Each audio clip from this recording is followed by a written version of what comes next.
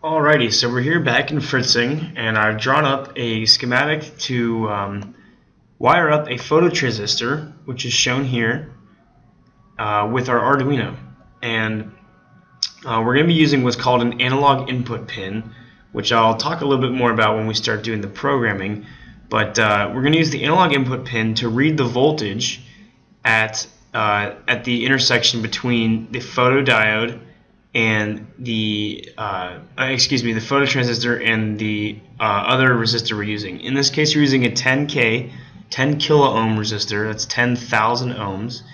And remember how in the previous video, the man said that you can think of this you think of this circuit as another voltage divider circuit.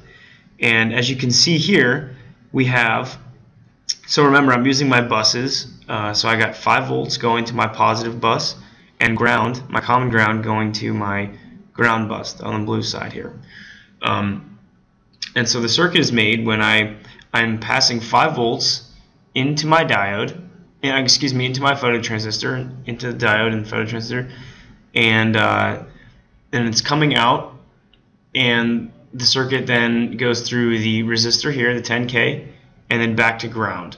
But in between, I've used this wire here that's going to my analog input to read the voltage, and I've tapped in between. Remember, you can think of this as like if I was to put the resistor here, right? You would think of this resistor being here. This looks more like a voltage divider, right?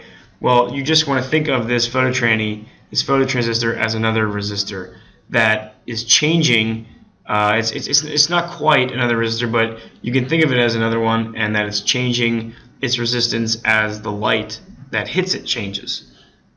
And again, we're using this analog input, and the analog inputs here, you can see them on your board. If you're looking at the red board, reading the letters on it, it's in the bottom right-hand corner. You'll see the analog in. It'll say analog in, and it has A0 through A5. And these are analog inputs, and they are referenced to ground. And what that means is anytime you put a voltage into one of these pins and you ground the voltage on the other side, that source voltage, the analog pin is going to read the voltage with respect to ground. And we talked about that a little bit in our previous video, one of our previous videos about measuring with respect to ground, right? So let's go ahead and take a look at the code that we're going to be using to read the analog inputs here, okay? So it's really a quite simple program. We are going to have a value that's going to, this is going to be the value. It's an integer value that's going to store the analog input. And again, if you remember going back to one of our very first videos, the Arduino is doing what we call analog to digital conversion. So again, we live in an analog world, and the processor kind of lives in a digital world where there's only ones and zeros to talk about things. So what the Arduino does is it has an analog to digital converter that's going to take analog inputs and turn them into digital information. And we're going to operate on what we call 5-volt logic, which we've also talked about. And the Arduino is going to map that 5-volt logic to a 10-bit input buffer. And what that means is that there are 2 to the 10th steps, 2 to the 10th different samples that you can have from 0 to 5 volts. So you can think of dividing up in 1024, because 2 to the 10th is 1024, 1024 different values ranging from 0 to 5 volts. And so that's how the Arduino is going to sample that input. It's going to break it up into digital information. So sensor value is going to store that. And remember, so I'll put a comment here. The analog input goes from 0 to 5 volts and is turned into we'll say is mapped. I like to use the word mapped because it should be linear, and is mapped to values ranging from 0 to 1024, or that's 2 to the 10th. Okay? So now remember we've got our serial.begin, so this is going to initialize serial communication between the Arduino and the computer, so we can use our little serial monitor to see what's going on. And we're going to, okay, well, let's get rid of this for now. That's supposed to be a challenge, but maybe we'll just not make it a challenge, since it's not even that hard, I don't think. But and you don't need to initialize analog input pins. Like, you know, we used to have to initialize our output pins if we wanted to make LEDs blink or whatnot. Well, for these you don't have to. So we're just going to write a statement, sensor value, okay, so that's our variable, equals, and then this is a function call. Remember we have those pre-built Arduino functions, and if you want you can look this one up in the reference. Remember how to do that. You just go to the reference page and look for analog read, and it'll tell you all about how to use this. But what this does, this function call, is you pass it only one parameter. You pass it the pin that you'd like to read on, the analog input pin, and it automatically it'll look and it'll store that value in this function call. This function call is returning the value that it sees at that analog input pin, right? So if we have our sensor value and we set it equal to what analog read is returning, and we have this inside of the loop function, right? So what that should do is the loop is going to continually, it's going to go over and over thousands of times a second, and it's going to keep updating this sensor value. So, and then the way we're going to retrieve that is we're going to print it out. Remember serial.println, print line, to give us a new line there, and we're going to print out our sensor value as just a variable.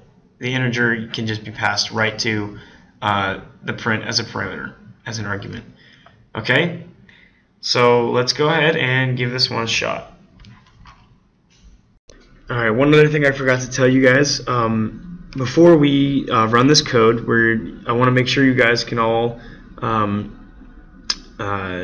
translate the circuit from the fritzing diagram to actual breadboard work, because I don't want you to damage any equipment, and I want to make sure you don't get frustrated either because your circuit doesn't work, which happens all the time.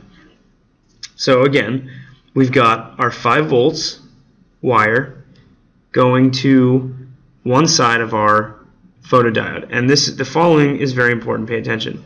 You'll see on your photodiode, and you can bend the leads like this to stick it in, like I did, but you'll see mine's already wearing away, that there should be a little black mark on one of your pins on your photodiode.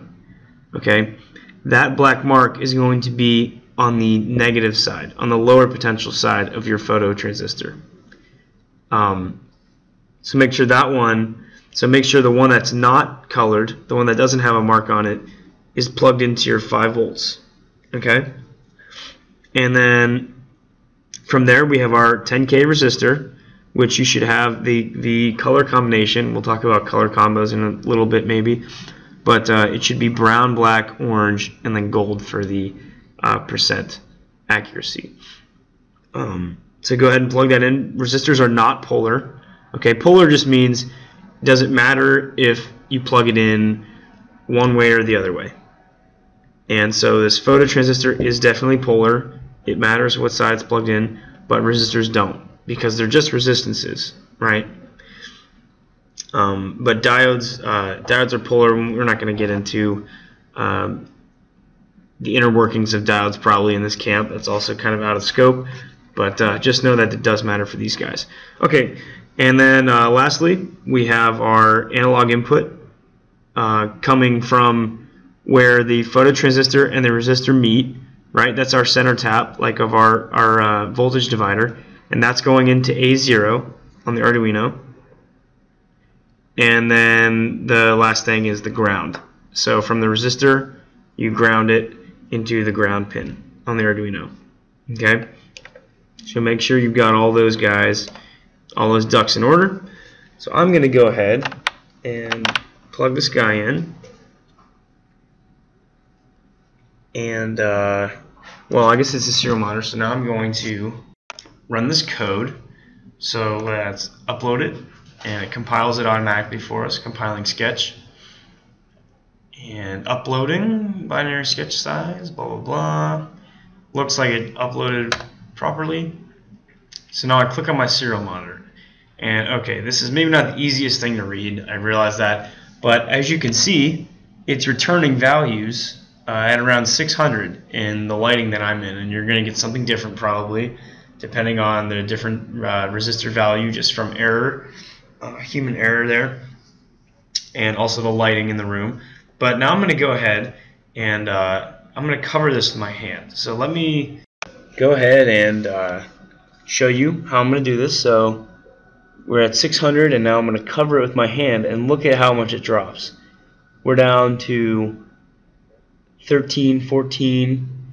So what that's showing you is that the analog to digital conversion that the Arduino is doing is giving us such a low value, which means that there's a very low voltage going into your analog input pin, right? And back up to 600, it's like night and day. Well, that's the key there, guys. We are now able to detect when it's dark. So think about how close we are to finishing this thing off and making our first nightlight. Alright, at this point you should definitely have the tools you need to finish off this challenge. So use your conditionals like you know how, your if statements and your else statements, and use pin 13 with the LED built in, and go ahead and see if you can get this nightlight to work. So when I cover up the phototransistor, like simulate darkness, it should turn your light on, right? And vice versa. Go ahead and see if you can get it, and if not, ask for help from your teammates, and if they're stumped too, ask a mentor.